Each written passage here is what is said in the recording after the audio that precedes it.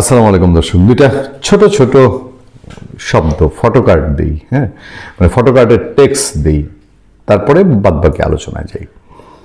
আসিফ মাহমুদ সজীব Bhuiyan bank হিসাব তলব করেছে। আরে বাপরে বাপ, দুনিয়া উথাল পাথাল হওয়ার অবস্থা, মাথা যে তার ছিঁড়েছে এইটুকুই। কিছু বের হবে কি হবে না এই নিয়ে সন্দেহ আমি গত রাতেই আমি করেছি আপনাদের সাথে, যে এই ব্যাংক হিসাব তলবটা আমার কাছে এটা একটা মনে হচ্ছে যে মানে এভাবে ঢাকঢোল পিটিয়ে ওই যে হয় না যে পুলিশি অভিযান হবে, আগে অভিযানের খবর লিক হয়ে যায়। আসিফ মাহমুদ সজীব ভুঁইয়াকে এত কাঁচামাল যে তার পয়সা করি সব বাংলাদেশের অ্যাকাউন্টে রেখে দিয়েছে, কেউ তো বিশ্বাস করে না। আচ্ছা, একটা কার্ডে বলা হচ্ছে আসিফ মাহমুদ স্ত্রীর অ্যাকাউন্টে মাত্র 613 টাকা। সততার বিশাল দৃষ্টান্ত।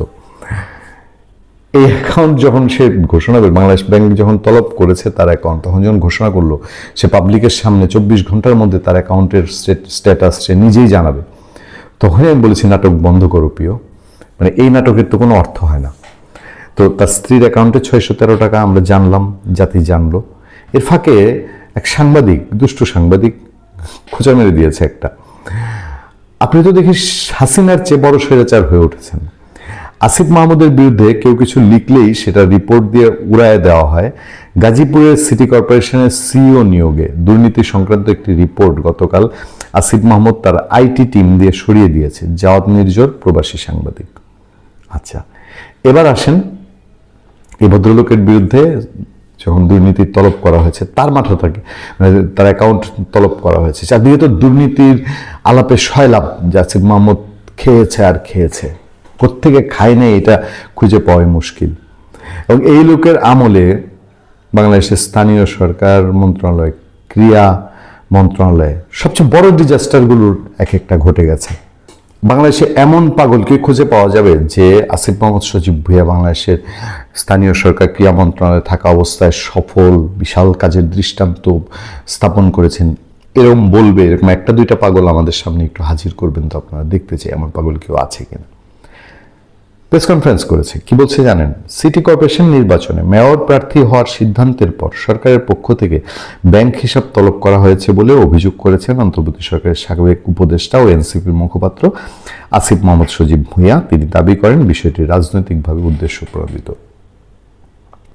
ঢাকা সিটির তো উত্তর দক্ষিণ ভাগ করা হয়েছে, উত্তর দক্ষিণ পূর্ব পশ্চিম ভাগ করে তারপরে ওয়ার্ড, তারপরে সেই ওয়ার্ডের একটা ইউনিট, একটা ছোট্ট ওয়ার্ডের মধ্যে, একটা ওয়ার্ডে তো অনেকগুলো থাকে, একটা থানায় আসিফ মাহমুদ সজীব ভুঁইয়ার কমিশনারের ছোট ভাই পদে, কমিশনের ছোট ভাই হিসেবে একটা পদ তার নির্বাচন করবে, এই জন্য একটা পদ সৃষ্টি করে ইলেকশন করায়। দেখেন তো, একে তো জামাতের ছাতা লাগবে, জামাতের ছাতা পাওয়ার পরেও আসিফ মাহমুদ সজীব ভুঁইয়া পাশ করবে কিনা। বিএনপির আর কাজ নাই, বিএনপি ঢাকা উত্তর দক্ষিণে আসিফ, মানে কি বিএনপি কি আসিফ মাহমুদ সজীব ভুঁইয়ার প্রতিদ্বন্দ্বী মনে করবে? ঢাকা শহরে দেন না জামাতের প্রার্থী আর দেবে, ওই মিডিয়ায় কিছু হাইপ উঠবে, সোশ্যাল মিডিয়ায় কিছু হাইপ উঠবে। যদি সত্যিকার ইলেকশন হয়, বিএনপি যদি ওই যে এই 12 ফেব্রুয়ারি নির্বাচনের মতন কিছু আমি তুমি সে কিছু বাজবাচরা না করে, তাহলে আসিফ মাহমুদ সজীব জামাতের ক্যান্ডিডেট হইলেও কি দাঁড়াবে, কি হবে, ফল কি হবে? করেছে তো, আমরা তো দেখেছি। সে তো কম করে নাই, স্থানীয় সরকার উপদেষ্টা থাকা অবস্থায় তার পছন্দের লোক, বন্ধু বান্ধব পারলে সে সিটি কর্পোরেশনগুলোতে প্রশাসক নিয়োগ দিয়েছে, এবং সেই প্রশাসকদের প্রত্যেকের বিরুদ্ধেই ব্যাপক দুর্নীতি ও নিয়মের অভিযোগ উঠেছে, এবং অভিযোগের বোঝা মাথায় নিয়ে একজনকে সরেও যেতে হয়েছে। এবং সেই প্রশাসক নিয়োগে তিনি ব্যাপক খেয়েছেন বলেই অভিযোগ জাওয়াদ নির্ঝর যেমন বলছে। গাজীপুর সিটি কর্পোরেশনের প্রশাসক নিয়োগ করতে গিয়ে আসিফ মাহমুদ ভালো কামিয়ে নিয়েছেন। যাক, তিনি ওই বাংলা মোটর এনসিপির কার্যালয়ে প্রেস কনফারেন্স করছিলেন। আসিফ মাহমুদ বলেন, অন্তর্বর্তী সরকার থেকে পদত্যাগের পর অনেক রাজনৈতিক ব্যক্তি তার কাজের প্রশংসা করলেও কেউ কেউ ধারাবাহিকভাবে প্রোপাগান্ডা চালিয়েছে। ভাই আসিফ মাহমুদ, আমার একটু আপনার প্রশংসা করেছে এমন লোকজনকে একটু দিবেন, আমি একটু আপনার প্রশংসা করতো আর আমিও তাকে নিয়ে একটু শো করতাম, আমি দেখতাম আমার এখানে কমেন্টগুলো কি আসে। আপনার এনসিপির পেজে লাইভ করেন না, আপনার এনসিপির পেজে আপনি লাইভ করেন দেখিয়ে আমরাও একজনকে দেই, তার সাথে শো করেন আপনার কাজের প্রশংসা। আপনি সজীব ভুঁইয়া স্থানীয় সরকার উপদেষ্টা থাকা অবস্থায় আপনি কি কি করেছেন তার প্রশংসা করে, আর খালি আমি এই লোকগুলোর একটু চেহারা দেখতে চাই। আসিফ মাহমুদ বলেন, অন্তর্বর্তী সরকার থেকে পদত্যাগের পর থেকে অন্তর্বর্তী সরকারের পদত্যাগের পর থেকে অনেক রাজনৈতিক ব্যক্তি তার কাজের প্রশংসা করেছেন। আচ্ছা, সাবেক এই উপদেষ্টা বলেন, মোট 56 জনের ব্যাংক হিসাব তলব করা হলেও কেবল একজনের তথ্য বেছে নিয়ে প্রকাশ করা হয়েছে। সংবাদ সম্মেলনে নিজের ও পরিবারের নামে থাকা 9টি ব্যাংক হিসাবে বিস্তারিত তুলে ধরেন সাবেক এই উপদেষ্টা।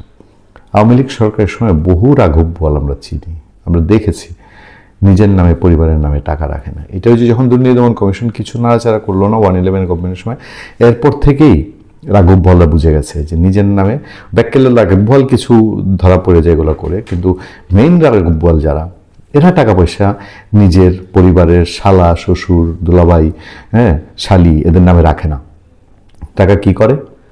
অনেকটা আসিফ মাহমুদের মতোই যেটা শোনা যায় আর কি, যে ক্রিপ্টোকারেন্সি করে তারপরে দুবাই, ব্যাংকক, সিঙ্গাপুর, অস্ট্রেলিয়া, তারপরে ইউরোপের দেশগুলো অথবা ল্যাটিন আমেরিকার দেশগুলো, সেই সব দেশে, স্ক্যান্ডিনেভিয়ান দেশগুলো, সেগুলোতে তারা পাঠিয়ে দেয়। এটা একটা বাংলাদেশে এখন গবেটেও বুঝে। ফলে আসিফ সাহেবের ব্যাংক হিসাবে টাকা থাকবে কি থাকবে না, কোথায় আছে এটা উনি বলে দিলেই হয়। মানুষ তো বিশ্বাস করে ওনার শত শত কোটি টাকা, ওনার হাজার কোটি টাকা। আর উনি এত ধুমধারাকা লাইফ চালান কিভাবে? ভালো থাকবেন, সুস্থ থাকবেন। আপনাদের সাথে আমি আতিক রহমান, পূর্ণিয়া।